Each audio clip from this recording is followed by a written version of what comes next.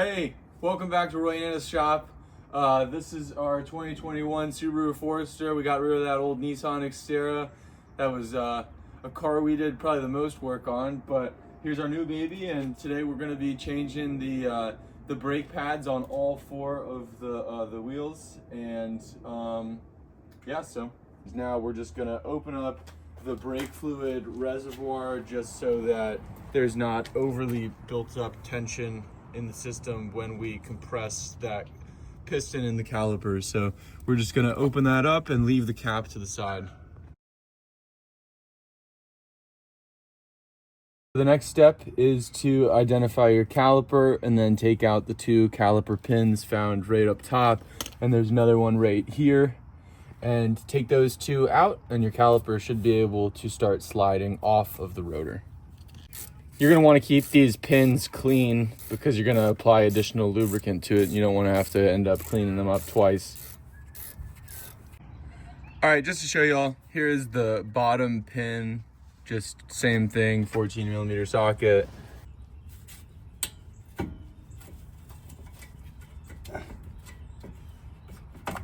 Right, and here you can see where there are these pistons that compress with the hydraulic braking fluid and, press up against these brake pads. So, it's connected to this brake line, so you don't want to just let it dangle. It's obviously a heavy metal piece, so you'll just slip over a bungee cord onto it and then hang it somewhere on the wheel well, probably along the suspension system, just so that there's no tension in the system on this brake line. Brake pad out of its position.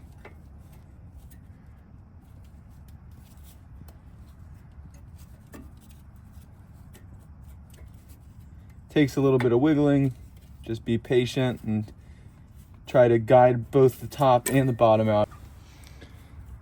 All right, now you want to slide this brake pad out of its position, get it off of that rotor. All right, so these are our brake pad clips. You should get new ones with your new brake pads.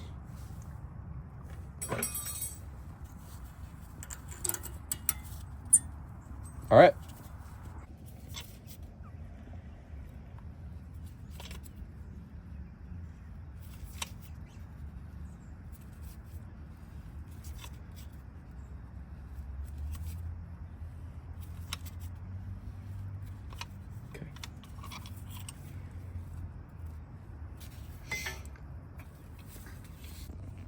All right, now you're going to want to take out these caliper pins in the back and get them lubricated. Hold on to the rubber and pull out the metal.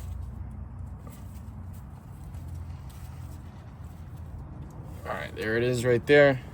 As you can see, it's nice and lubricated already, but we'll just apply new lubrication. Set it somewhere safe to the side.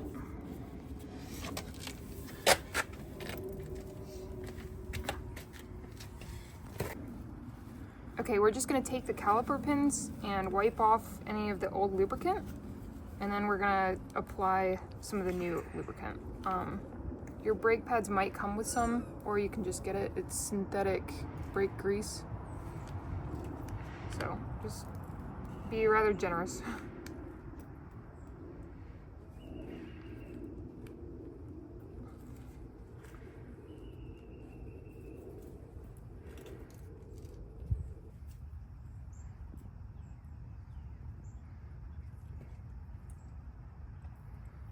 And slide that sleeve all the way up to the head of the metal.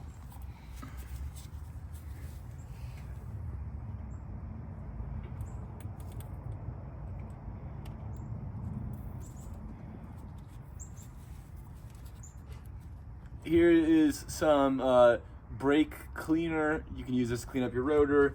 If your caliper looks really dirty, you can take a metal wire brush and rub off any rust or oxidization or anything like that, but we're in pretty good shape with our caliper, so we're just going to clean this rotor up. And then give it a second to drip, and then you'll want to wipe down the rotor with a clean paper towel.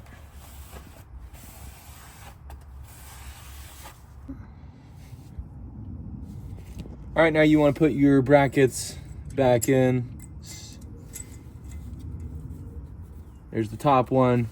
Here's the bottom one. Put a little bit of brake grease on the back of these pads.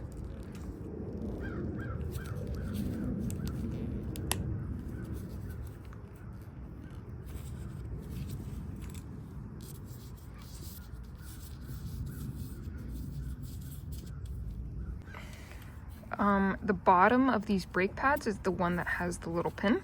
So you can just put it in.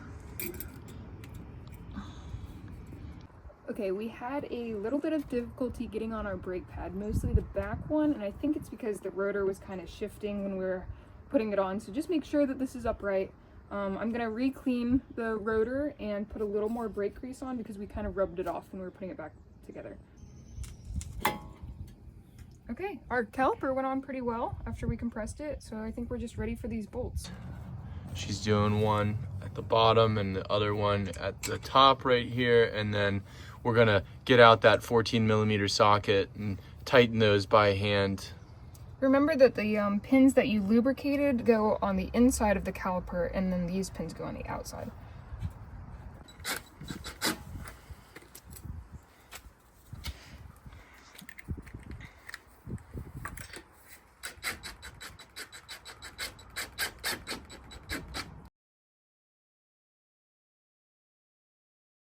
Go. All right, so the back calipers are just a little bit different. You've got two 17mm bolts, one right up top and one in the back right here where you see this ratchet wrench is on right here.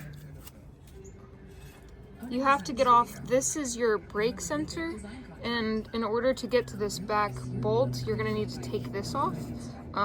You'll just pull down the little rubber sleeve, and I just used some needle nose pliers to push down on this button down here, and then it just pulls down. Be careful with it. We really don't want to mess that up. Okay, now it's free. I'm gonna pull this off. Okay, so the back one's a little different. We have this pin right here. You can just take a flathead and pop it off. We'll need to hold on to this. Some people like to replace it now, but we don't have a replacement, so we're just gonna use this one again. Your brake pads now should just come right out. Okay, the main difference is for the back ones, you're gonna need to take pliers and you need to twist clockwise to get this piston to go back down. Ugh, it really takes a lot. It might take you a minute. It's All right, and now that you have twisted that piston all the way, you can go ahead and clamp a C-clamp with probably a piece of metal. We used the old brake pad to completely compress that piston into place so that you can put in the new brake pads.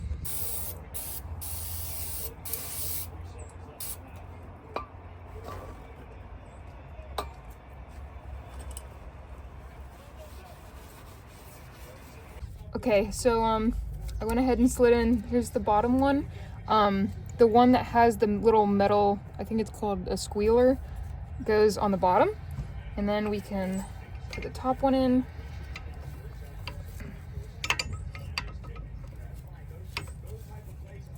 Kind of shimmy it into place. Now I just kind of like hold my fingers in between the brake pads so that I can, you know, still have that area where the rotor's gonna go. See, and it just kind of slides right on there.